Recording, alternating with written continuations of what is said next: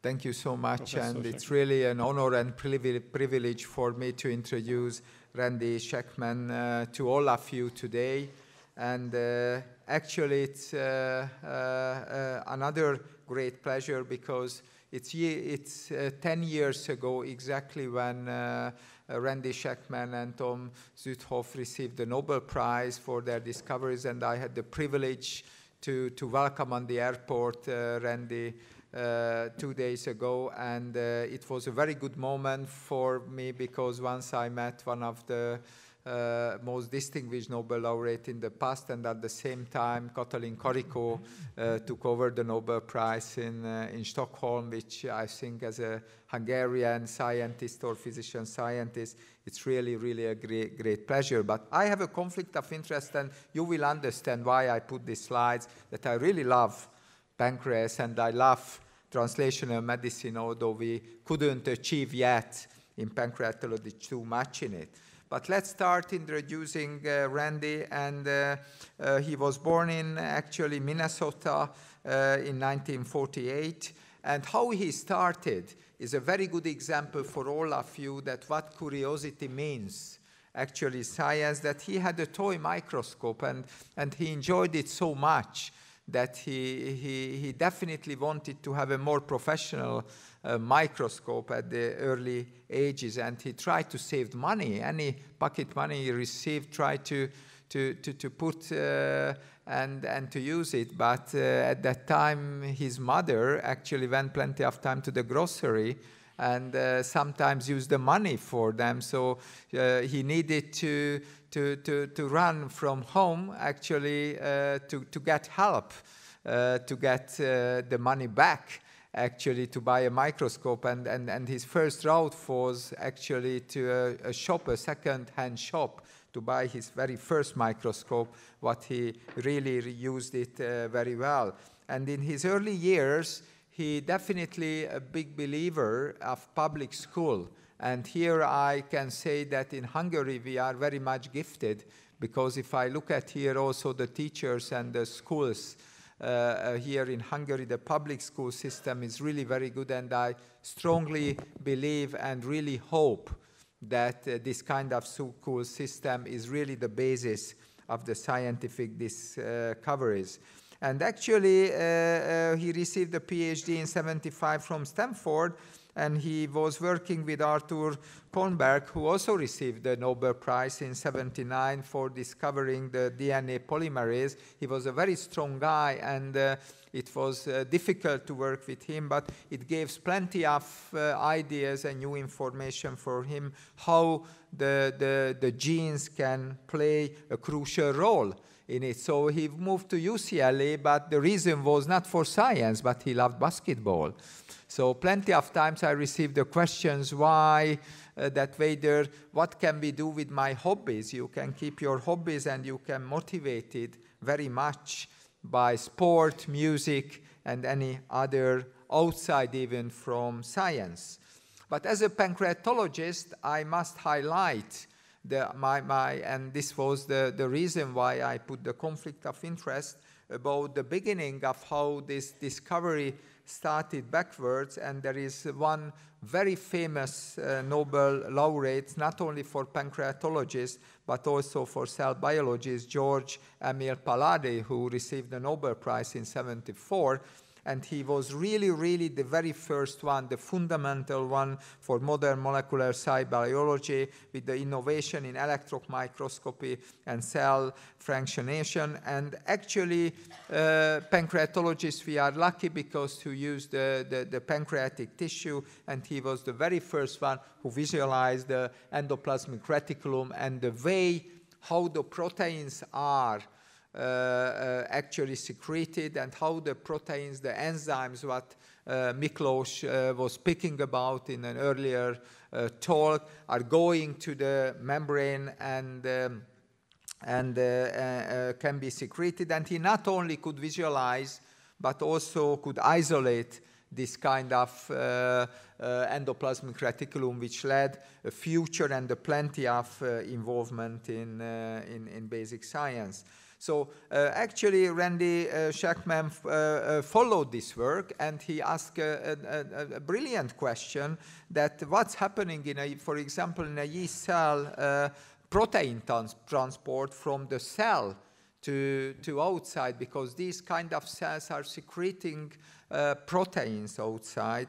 And he looked at these kind of cells and had really major discoveries which changed plenty of things in the world, that if there are random mutations which actually secrete bad proteins, this kind of bad proteins stuck in the cells are dying.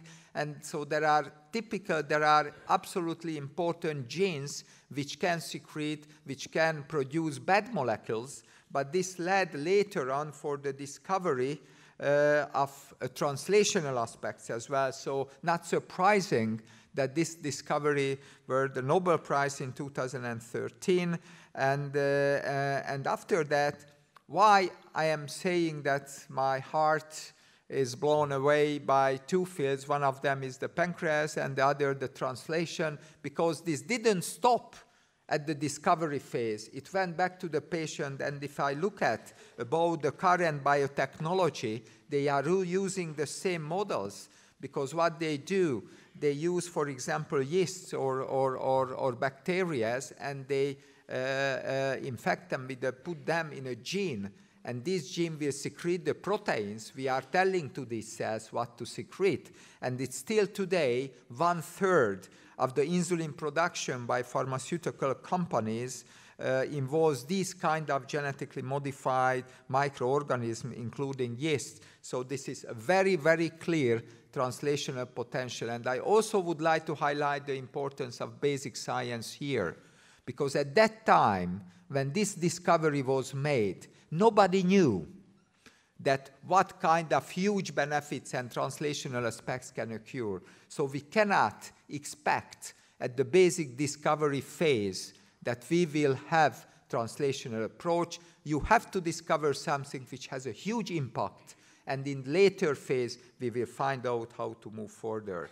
And actually during his scientific career, and this is the other approach what I would like to highlight here, and it's not by accident that I ask your school teachers to stand up and give them applause, that his first mentor was a high school biology teacher who motivated him to do scientific activity. And the first moment was that he sent actually a congratulatory message to his biology teacher. So I wish, and I really would like to see that maybe one of you who is sitting here and later get a ticket to Stockholm, that after please send those teachers a message. And he not only respected his teachers, but also his family as well, because in an honor of his sister and mother, she established from the Nobel Prize a grant which helped for future.